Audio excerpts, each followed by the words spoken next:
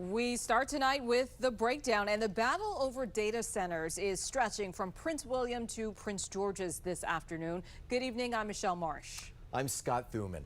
These controversial campuses are seen as a nuisance to some neighbors, but also a boon for tax revenue. And we've got team coverage tonight. Lawmakers across the DMV are at odds with constituents over where and how to build these centers. We'll go first to Brad Bell in Prince George's County, where a packed room of taxpayers made it clear they want to lay this issue to rest. Brad.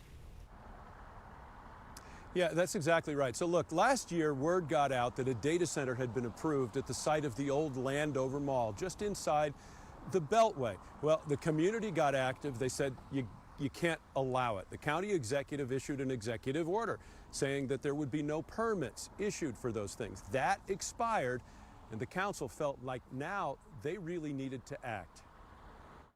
The county council room was packed with people both opposed to and supporting data centers, a group wearing bright green shirts and hats calling data centers the future, sent several speakers to the podium, all reading from what seemed to be a similar script in opposition to the moratorium. I'm here to dispel some myths about data centers as it pertains to water. I wanted to go over some facts and fiction about jobs and economic impact. Now let's talk fact over fiction. There's a worry that data centers will overload the local grid and raise electricity rates for Pepco customers.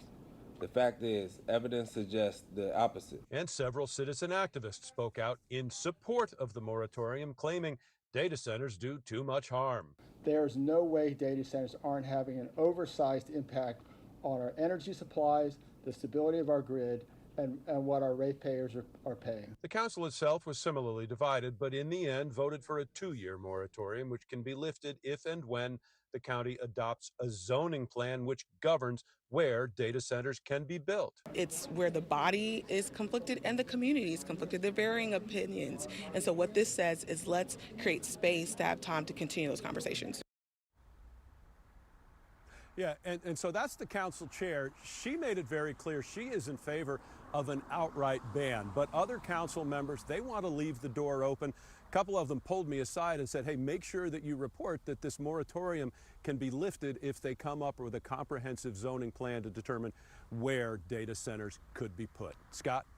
Brad, just last year you reported that several county leaders were looking at data centers as possible ways to boost revenue and then help solve that deficit a lot of county leaders are looking at. Have they changed their minds at all? Does this kill that in some ways? Well, keep in mind we just came through a primary election season and the data centers were very sensitive, so we heard a lot of public opposition. But the county executive, for one, Aisha Braveboy, she was not in favor of this moratorium. Now, she wants a pause, but she also wants to leave the door open to these things because, yeah, they could potentially mean a lot of money, and they do need new revenue streams in this county. So she wants to leave the door open to it for now. Yeah, so kind of a wait and see there. What about this, Brad? You mentioned, going back to your story, and you showed us that group all in green shirts, all reading from a script. Do we know who they represented, what that's all about? Yeah, that's a very interesting question. Council members told me that they didn't recognize those people. When they got done with their testimony, I and a couple of other reporters went out of the council room and said, hey guys, you know, where are you from? Who organized your group? Who paid for those t-shirts? Who wrote that script that you were all obviously reading from? None of them would answer our questions. I asked if you were being paid. That was an accusation that was made. One person said, no, I'm not being paid. Another person said, we're just family. They would not answer my questions as to what brought them to the room today and who organized them and on whose side they might have been working. In Largo, Brad Bell, 7 News. Yeah, a little bit of a mystery there. All right, Brad. Well, Montgomery County Executive Mark Elrich signed an order last month to put a 6-month moratorium on data centers. It directs the county permitting officials not to accept or process permits for new campuses. Now, Elrich says that order gives the county council more time to establish data center regulations before any projects do move forward.